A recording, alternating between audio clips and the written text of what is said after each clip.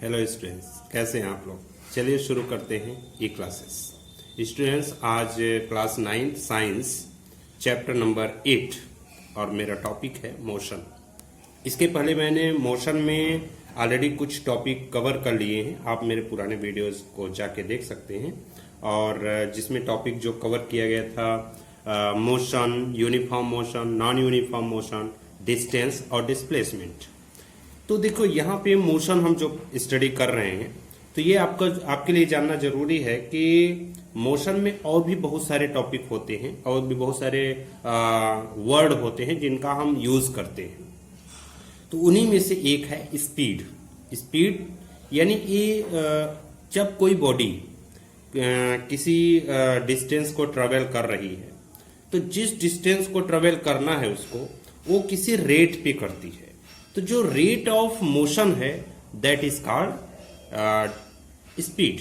ठीक है, तो स्पीड एक्चुअली एक स्केलर क्वांटिटी है और स्केलर क्वांटिटी के साथ इसकी SI unit metre per second है। देखिए, एसआई यूनिट जानना जरूरी है। एसआई यानी इंटरनेशनल सिस्टम, जिसको हम पूरे वर्ल्ड में जान सकते हैं।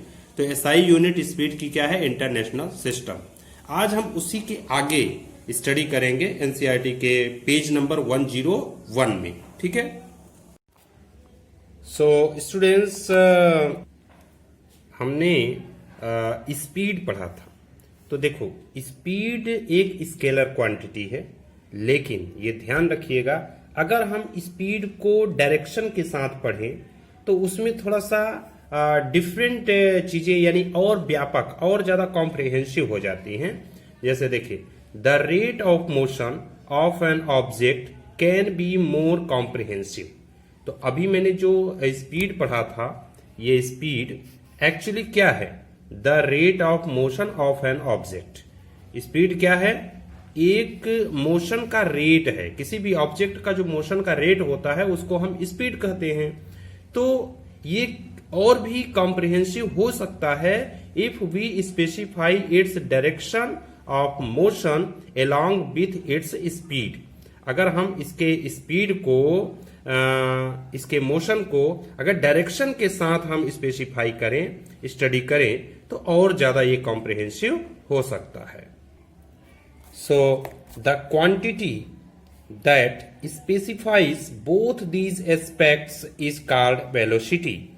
तो ध्यान दीजिएगा स्टूडेंट्स, हम ये जो स्पीड पढ़ रहे हैं, स्पीड तो एक स्केलर क्वांटिटी है जिसमें किसी डायरेक्शन की आवश्यकता नहीं होती।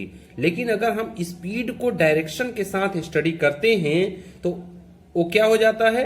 The quantity that specifies both these aspects is called velocity. तो हम उसको बोलते हैं वेलोसिटी। यानी वेलोसिटी क्या है? एक्चुअली वेलोसिटी एक स्पीड ही है, लेकिन वेलोसिटी को हम डायरेक्शन के साथ स्टडी करते हैं। देखिए क्या लिखा है? Velocity is the speed of an object moving in a definite direction. एक हम निश्चित डायरेक्शन के साथ अगर किसी स्पीड को स्टडी करें, यानी रेट ऑफ मोशन को स्टडी करें, that is called velocity. The velocity of an object can be uniform और वेरिएबल। वेलोसिटी अगर किसी ऑब्जेक्ट की हम देखते हैं तो वो यूनिफॉर्म भी हो सकती है और वेरिएबल भी हो सकती है। It can be changed by changing the objects speed. Object की स्पीड पे ये चेंज हो सकता है।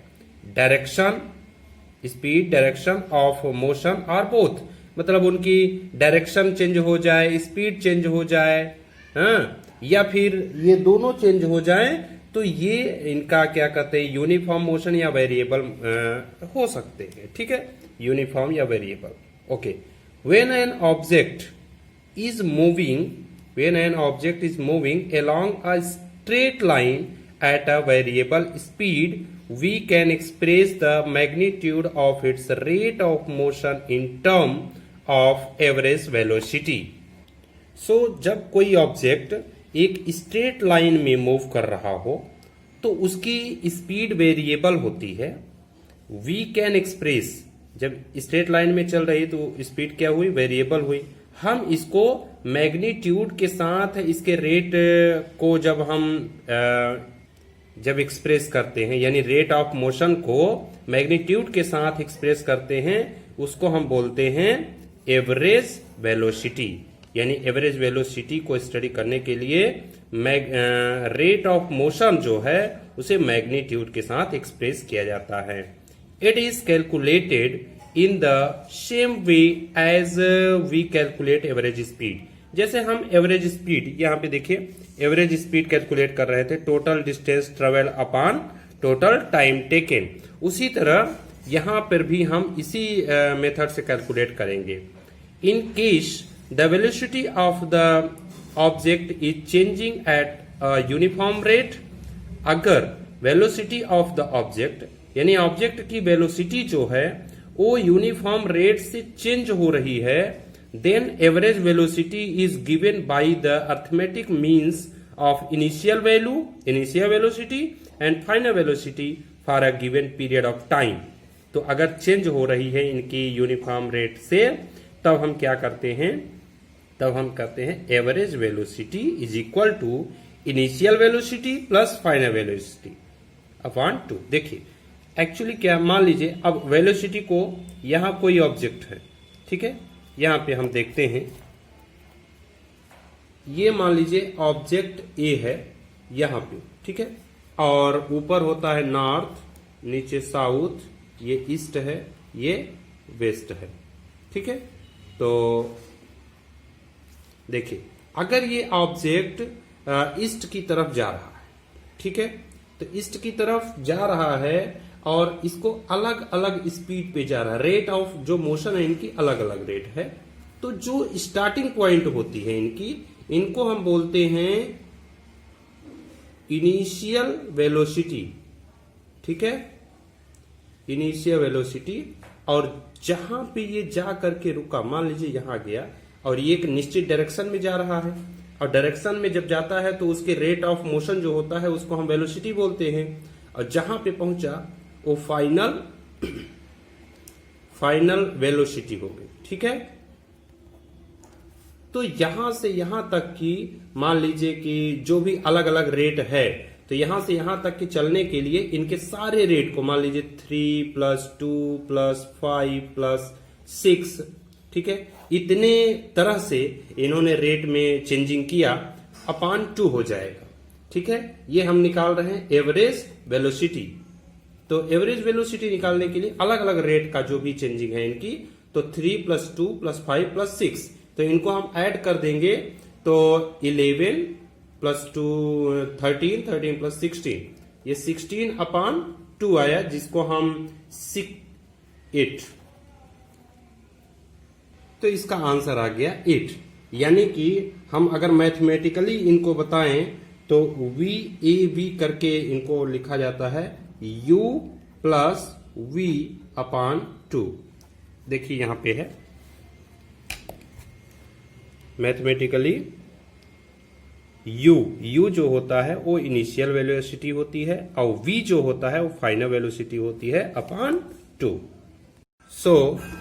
तो हम एवरेज वेलोसिटी निकालने के लिए initial velocity plus final velocity upon 2, initial को हम U से और फाइनल को V से रिप्रेजेंट करते हैं, दोनों को ऐड कर लेंगे, ये इनिशियल वेलोसिटी और फाइनल वेलोसिटी अपॉन 2 जो भी आएगा उसका आंसर। देखिए whereas VAV is the average velocity, U is the initial velocity and V is the final velocity of the object.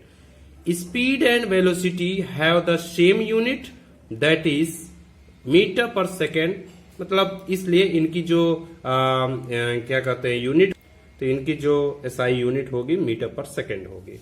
सो यहाँ पे थोड़ा सा आप देख लीजिए कि जो हम स्पीड पढ़ते हैं, तो स्पीड के साथ अगर डायरेक्शन पढ़ रहे हैं तो स्पीड के साथ डायरेक्शन ही वेलोसिटी होती है, और वेलोसिटी किसी डायरेक्शन, निश्चित डायरेक्शन में अगर कोई स्पीड जा रही है, कोई रेट ऑफ चेंज मोशन हो रहा है, तो उसको ही हम वेलोसिटी कहते हैं, ठीक है। ये मैथमेटिकल फॉर्मूला हो गया।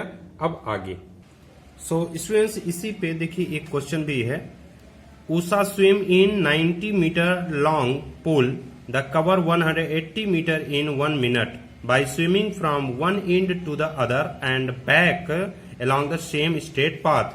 Find the average speed and average velocity. तो एवरेज स्पीड और एवरेज वेलोसिटी निकालने के लिए क्या करेंगे, टोटल डिस्टेंस कवर्ड उषा इन 1 मिनट में 180 मीटर का, ये देखिए 180 मीटर का कवर हो रहा है। तो displacement of Usha in 1 minute 0, क्योंकि जब कोई भी बॉडी जैसे उषा ही है, जहां से चली वहां तक भले गई लेकिन रिटर्न होकर के फिर से यहीं आ गई, तो इनिशियल और फाइनल दोनों जो उसकी वैल्यू हुई, इनिशियल और फाइनल एक ही जगह पे हुई, इसलिए उसकी जो डिस्प्लेसमेंट होगा वो 0 हो जाएगा। ठीक है। और एवरेज स्पीड निकालने के लिए total distance covered upon total time taken, तो 180 metre upon 1 minute is equal to 180 metre upon 1 minute into 1 minute upon 60 second. Actually इसको हम कन्वर्ट कर देते हैं मीटर पर सेकेंड में। ठीक है। तो कन्वर्ट करने के लिए ये सिस्टम होता है और आपका आंसर आ जाता है 3 मीटर पर सेकेंड। इसी तरह एवरेज वेलोसिटी निकालने के लिए displacement upon total time taken. अब एवरेज वेलोसिटी में डिस्प्लेसमेंट क्या है, 0 है, क्योंकि डिस्प्लेसमेंट का होता है इनिशियल और फाइनल जो पॉइंट होते हैं दोनों के बीच शार्टेस्ट डिस्टेंस ही डिस्प्लेसमेंट होती है, तो वो 0 हो गया।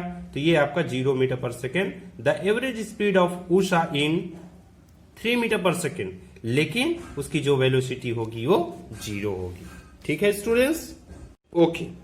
तो अभी हमने पढ़ा कि जो स्पीड है वो अगर डायरेक्शन के साथ होगा तो क्या होगा, वेलोसिटी होगी। ठीक है। और वेलोसिटी पे मैंने एक क्वेश्चंस भी देख लिया। इसके अलावा एक क्वेश्चन देखने के बाद अब हम देखते हैं कि अगर वेलोसिटी के रेट में अगर चेंज होता है तो क्या होगा। देखिए स्टूडेंट्स, ये ध्यान दीजिए कि वेलोसिटी जो है वो क्या है, डायरेक्शन के साथ स्पीड है। स्पीड क्या है, स्पीड एक रेट है किसी मोशन का, किसी डिस्टेंस को कवर करने के लिए जिस रेट से कोई बॉडी चलती है उसी को क्या कहते हैं, उसी को स्पीड कहते हैं। सो यहां पे देखिए वो यूनिफॉर्म मोशन में भी जा सकती है, नॉन यूनिफॉर्म मोशन में भी जा सकती है। अब वेलोसिटी तो सीधे डायरेक्शन को रिप्रेजेंट कर रही है। तो देखिए, during uniform motion of an object along a straight line, अगर किसी यूनिफॉर्म मोशन के तहत स्ट्रेट लाइन में कोई ऑब्जेक्ट अलोंग जा रही है तो क्या होगा, the velocity remains constant with time. तो वेलोसिटी इक्वल होगी, कांस्टेंट होगी टाइम के साथ। In this case the change in velocity of the object for any time interval is 0। Students कभी भी ये ध्यान दीजिए कि वेलोसिटी अगर यूनिफॉर्म मोशन में मतलब कोई स्पीड हो रही है जिसको हम वेलोसिटी बोलते हैं, तो डायरेक्शन के साथ किसी एक निश्चित डायरेक्शन में जा रही है और स्ट्रेट लाइन जा रही है, तो वेलोसिटी उसकी क्या होगी, हमेशा 0 होगी, जैसा कि मैंने ऑलरेडी आपको यहाँ पे ये बता दिया था। और how ever in non uniform motion, अगर नॉन यूनिफॉर्म मोशन में कोई बॉडी जा रही, कोई ऑब्जेक्ट जा रहा है, वेलोसिटी वेरीज विथ टाइम। अब वेलोसिटी उसकी अलग अलग टाइम पे अलग अलग होगा। It has different values at different instant and at different point of the path. तो अलग अलग पॉइंट, पाथ के अलग अलग पॉइंट पे अलग अलग इनका क्या होगा, वैल्यू होगी। Thus the change in velocity of the object during any time interval is not 0। अगर किसी वेलोसिटी का मतलब ऑब्जेक्ट अगर इंटरवल किसी निश्चित टाइम इंटरवल में चेंज कर रही है तो कभी भी 0 नहीं होगा। Can we now express the change in velocity of an object. चलिए हम वेलोसिटी के किसी ऑब्जेक्ट का चेंज इन वेलोसिटी को स्टडी करते हैं। उसके आंसर के लिए क्या करेंगे, to answer such a question we have to introduce another physical quantity called acceleration. तो फिर हम यहां पे क्या पढ़ेंगे, एक्सेलरेशन।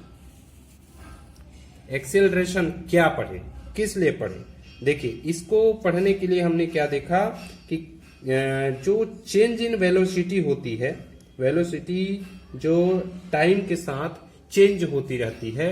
अगर हम नॉन यूनिफॉर्म मोशन में किसी बॉडी को चलाएं तो उसमें क्या होगा कि उसे कहते हैं एक्सेलरेशन। फिजिकल क्वांटिटी है which is a measure of the change in velocity of an object per unit time. तो हम किसी वेलोसिटी जो चेंज हो रही है किसी ऑब्जेक्ट की, अगर उसको हमें मेजर करना है तो एक्सेलरेशन के थ्रू करेंगे। और एक्सेलरेशन इज इक्वल टू होता है change in velocity upon time taken. देखिए स्टूडेंट्स, हर एक टॉपिक दूसरे टॉपिक से इंटरकनेक्टेड है, इसलिए आपको इसको देखने के लिए पहले हमारे फर्स्ट पार्ट को, फिर सेकेंड पार्ट को, और फिर हम जब थर्ड पार्ट बनाएंगे तो उसको आप पढ़िएगा। ठीक है स्टूडेंट्स, तो एक्सेलरेशन निकालने के लिए हम वेलोसिटी की जो चेंजिंग हो रही है उसके डिवाइड कर देंगे टाइम टेकन, जो भी टाइम लिया गया है। If the velocity of an object change from an initial value u to the final value v in time t, the acceleration a is। देखिए एक्सेलरेशन को हम a से रिप्रेजेंट करेंगे, और आपको पता ही है कि u को हम इनिशियल वैल्यू बोलते हैं और v को फाइनल वैल्यू से रिप्रेजेंट करते हैं, और t टाइम है। सो क्या होगा, a इज इक्वल टू ये हो जाएगा आपका क्या, v है final value minus initial value upon time. ठीक है। सो आगे हम क्या देखते हैं कि this kind of motion is known as accelerated motion. इस तरह के मोशन को हम क्या कहते हैं, accelerated motion. The acceleration is taken to be positive if it is in the direction of velocity and negative when it is opposite to the direction of velocity. देखिए students, हम जानते हैं कि जब वेलोसिटी होती है तो एक किसी निश्चित डायरेक्शन में होती है। मान लीजिए ये ईस्ट की तरफ जा रहा है, ये ए है, ठीक है। तो ए अपने इनिशियल वैल्यू से, इनिशियल पॉइंट से फाइनल पॉइंट में गया, और किधर गया, ईस्ट की तरफ। तो हमेशा इसमें पॉजिटिव होगा। क्या होगा, हमेशा पॉजिटिव। लेकिन अगर यहां से वहां जाने के बाद ये रिटर्न हो गया और रिटर्न हो करके यहां आ गया, तो इसकी इनिशियल तो यहां पे है, इनिशियल पॉइंट, ठीक है स्टूडेंट्स। लेकिन यहां से यहां से फिर रिटर्न आ गया, तो फाइनल तो ये हो गया। तो कभी भी जो ये है यानी इनिशियल पॉइंट, इनिशियल से अगर निगेटिव में जाता है यानी अपोजिट में जाता है, तो वो हमेशा उसकी जो वैल्यू होगी वो क्या होगी, निगेटिव। ठीक है। तो वेलोसिटी जो यहाँ पे है एक्सेलरेशन, तो एक्सेलरेशन अगर वेलोसिटी के डायरेक्शन की तरफ जाता है तो पॉजिटिव होगा, और अपोजिट में जाता है तो नेगेटिव होगा। ठीक है। The SI unit of acceleration is metre per second square. तो इसको मीटर पर सेकेंड स्क्वायर है, और ये एसआई यूनिट है। देखो स्टूडेंट्स, हम आपको जो बता रहे हैं आप इसको अपने कॉपी में नोट करिए, क्योंकि एसआई यूनिट और किसी चीज का यूनिट जो होती है बहुत ही इंपॉर्टेंट होती है इस फिजिकल क्वांटिटी में। ठीक है। If an object travels in a straight line and its velocity increase or decrease by equal amount in equal interval of time, then the acceleration of the object is said to be uniform। तो हम किसी object का acceleration uniform कब कह सकते हैं, जब कोई ऑब्जेक्ट स्ट्रेट लाइन में ट्रेवल करे और वेलोसिटी उसकी या तो इंक्रीज हो या तो डिक्रीज हो। ठीक है। इक्वल अमाउंट में, जब भी इंक्रीज हो तो इक्वल हो, जब भी डिक्रीज हो तो इक्वल हो, और एक इक्वल टाइम इंटरवल में। ठीक है। तब क्या होगा कि इसका जो एक्सेलरेशन का उस ऑब्जेक्ट का एक्सेलरेशन होगा वो यूनिफॉर्म होगा। ठीक है। The motion of a freely falling body is an example of uniformly acceleration motion. जैसे अगर आप फ्रीली फॉलिंग कोई मोटा सा बॉडी या किसी भी चीज को, जैसे मान लीजिए कि इसी को हम, ये एक पार्ट है, इलेक्ट्रिकल इंस्ट्रूमेंट, तो इसको हम ऊपर अगर फेंकते हैं तो क्या होगा, ऊपर जाने के बाद वहां से मान लीजिए यहां से कोई ऑब्जेक्ट ऐसे फेंका गया तो यहां तक गया, यहां जाने के बाद यहां से फ्री फॉलिंग होगा, ठीक है, यहां एकदम लैंड तक, तो यहां से यहां तक जो फ्री फॉलिंग हो रही है तो एकदम यूनिफॉर्म मोशन में हो, स्ट्रेट लाइन में हो रही है, ठीक है, तो इसको हम यूनिफॉर्मली एक्सेलरेशन ऑफ मोशन कहेंगे, क्योंकि वहां से यहां तक चल तो रहा ही है, भले ही ये डिक्रीज हो रहा है, देखो डिक्रीज हो रहा है, तो ये डिक्रीज भले ही हो रहा है लेकिन एक स्ट्रेट लाइन में चल रहा है और इंक्रीज होने के लिए ऊपर जाना होता है, तो इसको हम यूनिफॉर्मली एक्सेलरेशन बोलते हैं। On the other hand an object can travel with non uniform motion, अगर हम दूसरी बात करें कि कोई ऑब्जेक्ट है जो नॉन यूनिफॉर्म एक्सेलरेशन कर रहा है, मतलब कोई ऑब्जेक्ट ट्रेवल तो कर रहा है लेकिन नॉन यूनिफॉर्म मोशन में कर रहा है, एक्सेलरेशन में कर रहा है, if its velocity change at a non uniform rate, इसका जो वेलोसिटी है वो तो चेंज हो रही है, वो भी नॉन यूनिफॉर्म रेट से। For example if a car travelling along a straight road increase its speed by unequal amount in equal interval of time, then the car is said to be moving with non-uniform acceleration। देखो students, अगर कोई car मान लीजिए कि कोई car यहां से चलना शुरू करी तो वो यहां से यहां तक उसकी स्पीड 40 किलोमीटर पर आवर है, ठीक है, फिर यहां से यहां तक चली 60 किलोमीटर पर आवर, फिर यहां से यहां तक 30 किलोमीटर पर आवर, फिर यहां से यहां तक 90 किलोमीटर पर आवर, तो यहां तक पहुंचने में इसको अलग अलग टाइम इंटरवल में अलग अलग स्पीड के हिसाब से चलना पड़ रहा है। तो जो इनका ये पोजीशन होगा, ये जो कार मूव कर रही है नॉन यूनिफॉर्म एक्सेलरेशन के तहत मूव कर रही है। सो स्टूडेंट्स, मैंने अभी आपको rate of change of velocity पढ़ाया और इसके पहले रेट ये जो है आपका स्पीड विथ डायरेक्शन, यानी स्पीड विथ डायरेक्शन वेलोसिटी, और rate of change of velocity क्या है, एक्सेलरेशन, ये दोनों पढ़ा है। आप इनको अच्छी तरह से वीडियो को देखिए और उसके बाद नेक्स्ट पॉइंट पे हम चलते हैं। सो स्टूडेंट्स, हम अभी ये पेज नंबर डायरेक्ट यहाँ आ गए हैं 110 में। इसके पहले जो है ग्राफिकल रिप्रेजेंटेशन, जो मोशन को डिस्क्राइब करना है, और इक्वेशन, ये दो के दोनों हम पार्ट 3 में पढ़ाएंगे आपको, और यूनिफॉर्म सर्कुलर मोशन इसी में ऐड कर दे रहे हैं, ठीक है स्टूडेंट्स। तो चलिए हम अभी तक जो पढ़े हैं उसी के आगे कंटिन्यू करते हैं। When the velocity of an object changes, we say that the object is accelerating।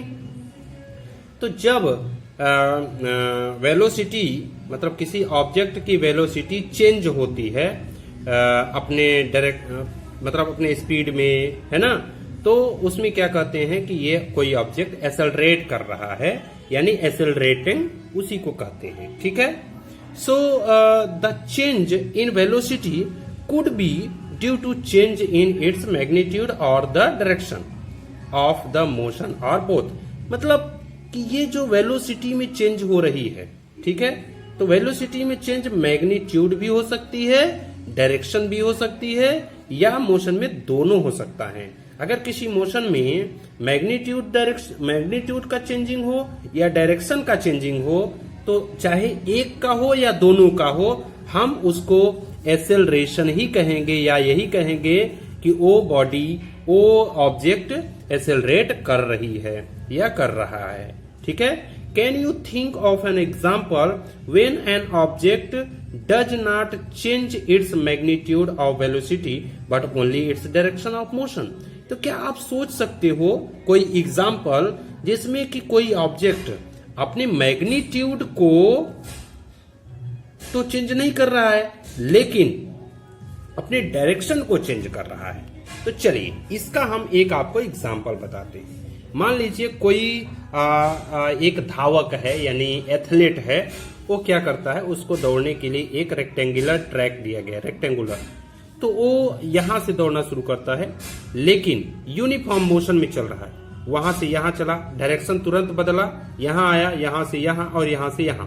तो ये जो डायरेक्शन थोड़ा थोड़ा बदल के तुरंत ये कंटिन्यू में लगा हुआ है तो ये रेक्टेंगुलर। अगर मान लीजिए हम इसके जो ये 4 बार अपना डायरेक्शन बदल रहा है, अगर हम इसको 6 टाइम डायरेक्शन को बदलवाएं तब भी उसके देखिए ये जैसे यहां से यहां तक ये जो डिस्टेंस ट्रेवल कवर कर रहा था वो तो छोटा हो जाएगा, लेकिन इसके डायरेक्शन में जो टाइमिंग है यानी 4 बार से 6 बार हो जाएगी। इसका मतलब ये है कि ये तब भी आपका यूनिफॉर्म मोशन में ही चल रहा है, बस इनके घूमने का यानी डायरेक्शन बदलने का टाइमिंग ज्यादा हो जा रहा है। अगर हम उसी 6 को कुछ और ज्यादा बार में यानी 8 टाइम्स में डायरेक्शन बदलें तो क्या होता है कि तब भी मैग्नीट्यूड उस बच्चे का, उस धावक का यानी उस एथलीट का मैग्नीट्यूड नहीं चेंज हो रहा है, सिर्फ डायरेक्शन चेंज हो रहा है। तो उससे क्या होता है कि ऐसे करने से अभी तो 8 टाइम हमने डायरेक्शन चेंज किया, सबसे पहले 4 टाइम डायरेक्शन हो रहा है, फिर 6 टाइम डायरेक्शन चेंज हो रहा है, फिर 8 टाइम डायरेक्शन चेंज हो रहा है। लेकिन अगर इसी 8 को 16 टाइम या 32 टाइम डायरेक्शन चेंज करें तो उससे क्या होता है कि कहीं ना कहीं एक सर्कुलर ट्रैक बन जाता है। और ये जो सर्कुलर ट्रैक है, इस सर्कुलर ट्रैक में डायरेक्शन हर एक पॉइंट पे चेंज हो रहा है, लेकिन उसकी मैग्नीट्यूड चेंज नहीं हो रहा है। तो ये क्या है? The motion of an athlete along crossed track of different shapes. तो स्टूडेंट्स, जो हमने यहाँ पे देखा कि देखिए वही डिस्क्राइब किया हुआ है जो मैंने आपको बताया कि ये 4 बार डायरेक्शन, फिर 6 टाइम, फिर 8 टाइम, या फिर उसको 16 या 32 टाइम्स करेंगे तो ये एक सर्कुलर पाथ बन जाता है। तो उसमें क्या हम देखते हैं कि it is observe that as the number of sides of the track increase, मतलब ट्रैक का जो नंबर ऑफ साइड है वो इंक्रीज हो रहा है। The athlete has to take turn more and more often. What would happen to the shape of the track as we go on increasing the number of sides indefinitely.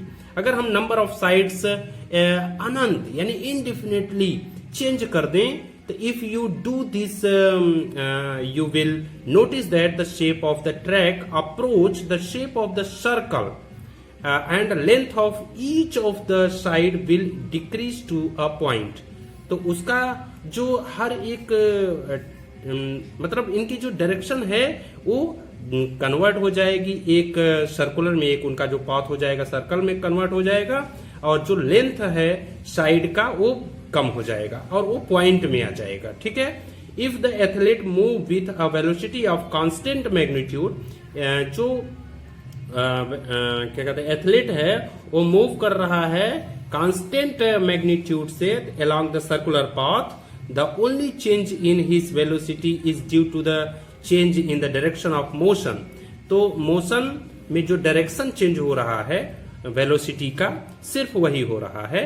The motion of the athlete moving along a circular path is therefore an example of accelerated motion. तो ये भी एक accelerated motion का ही example है और इसको हम बोलते हैं uniform circular motion. Uniform circular motion इसलिए बोलते हैं क्योंकि यहाँ पे वेलोसिटी तो कांस्टेंट है, वेलोसिटी ऑफ कांस्टेंट मैग्नीट्यूड, मतलब कि जो मैग्नीट्यूड है वो कांस्टेंट है किसी वेलोसिटी की, लेकिन उसका डायरेक्शन सिर्फ बदल रहा है। और मैंने आपको क्या बोला कि जो एक्सेलरेशन है वो जरूरी नहीं कि मैग्नीट्यूड और उसका डायरेक्शन दोनों बदले, कोई एक भी चेंज हो सकता है और इसको भी हम एक्सेलरेशन मोशन, एक्सेलरेटेड मोशन कह सकते हैं।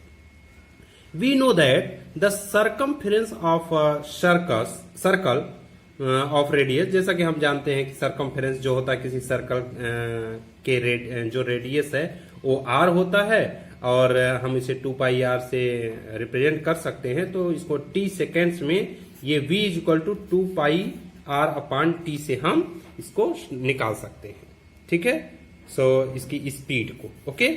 सो मतलब एक जो ये यूनिफॉर्म सर्कुलर मोशन है इसके लिए ये एक्सेलरेशन निकालने के लिए, वेलोसिटी निकालने के लिए 2 पाई r अपॉन t हो जाएगा। ठीक है। जब कभी आएगा एग्जाम्पल तो मैं आपको समझाऊंगा। When an object move in a circular path with uniform speed it's motion is called uniform circular motion. जब कोई ऑब्जेक्ट सर्कुलर पाथ में यूनिफॉर्म स्पीड में मोशन कर रहा हो तो उसको हम यूनिफॉर्म मोशन कहते हैं। आप एक नॉर्मली एग्जांपल अपने घर पे अपने सेल्फ आप कर सकते हो, जैसे कि यहाँ पे ये शो हो रहा है कि a stone describing a circular path with a velocity of constant magnitude. तो इसमें क्या करता है कि बच्चा एक थ्रेड लिया है और उस थ्रेड में एक कोई मोटा सा या छोटा सा पत्थर टाइप का बांध दिया है और उसको अपने खड़े होकर के घुमा रहा है। तो ये एक क्या है, सर्कल बन रहा है। ठीक है, तो इसमें क्या होगा कि अगर यहां से हम इसको थ्रेड को तोड़ दें तो हर एक पॉइंट पे इसका डायरेक्शन चेंज हो रहा है। ये इधर सीधे जा जाएगा, यहाँ तोड़े तो यहाँ चला जाएगा, यहाँ तोड़े तो यहाँ तोड़े तो यहाँ, मतलब इसका डायरेक्शन हर एक पॉइंट पे चेंज हो रहा है। ठीक है, तो इससे हम इसको नोटिस करने के बाद हमें क्या समझ में आया कि straight line transitional to the circular path tangential, ठीक है। Thus because once of the stone is released, it continues to move along the direction it has been moving at the instant. This show that the direction of motion changed at every point when the stone was moving along the circular path. तो इसका जो direction होता है ये हर जगह हर एक point पे बदलता रहता है। ठीक है students, when an athlete threw a hammer or a discus in the sports, इसमें ये दिखा रहा है कि किसी डिस्कस को, जब एक एथलीट एक डिस्कस को अपने हाथ में ऐसे ले करके फेंकता है तो उसके लिए अपने हाथ को पहले क्या करेगा, ऊपर से नीचे थोड़ा सा प्रेशराइज करेगा, उसके बाद फेंक देता है। तो उसमें क्या होगा कि give a circular motion by rotating his her own body, अपने ही बॉडी में वो रोटेट करेगा। Once release in the desired direction, जब इस डिस्कस को एक किसी निश्चित दिशा में सेंड कर दिया जाएगा, मतलब फेंक दिया जाएगा, द हैमर और discus move in the direction in which it was moving at the time it was release, just like the piece of stone in the activity. मतलब यहाँ पे जो मैंने एक्टिविटी ये दिखाया है बिल्कुल उसी तरह से यहाँ पे वो एथलीट के हाथ से जो डिस्कस निकला है वो भी उसी तरह से करेगा। ठीक है स्टूडेंट्स, तो इस तरह से there are many more familiar example of, मतलब example of object moving under uniform motion. तो यूनिफॉर्म मोशन के, सर्कुलर मोशन के, यूनिफॉर्म सर्कुलर मोशन के बहुत सारे एग्जाम्पल अपने लाइफ में आपको दिखेंगे। ठीक है, और such as motion of moon, moon का मोशन, अर्थ का मोशन, सैटेलाइट जो कि सर्कुलर ऑर्बिट में अर्थ के चारों तरफ घूम रहा है ना, cyclist on a circular track at constant speed and so on. इस तरह से बहुत सारे आप एग्जाम्पल अपनी एवरीडे लाइफ में देखते हो। सो स्टूडेंट्स, ये यूनिफॉर्म मोशन हो गया और इस तरह से मेरा ये पार्ट 2 मोशन का बन गया है। आप पार्ट 1 पार्ट 2 अच्छे से देखिएगा। इसके जस्ट हम बाद पार्ट 3 रिलीज कर रहे हैं, उसको भी जरूर देखिएगा। पार्ट 3 में हम ग्राफिकल रिप्रेजेंटेशन आपको स्टडी करके बताएंगे। ठीक है स्टूडेंट्स, वीडियोस को हमारे लाइक करिए, शेयर करिए, सब्सक्राइब करके नोटिफिकेशन बेल जरूर दबा दीजिएगा, जिससे आपको हमारे बाकी के वीडियोस भी हमेशा अपडेट मिलते रहें। Thanks for watching.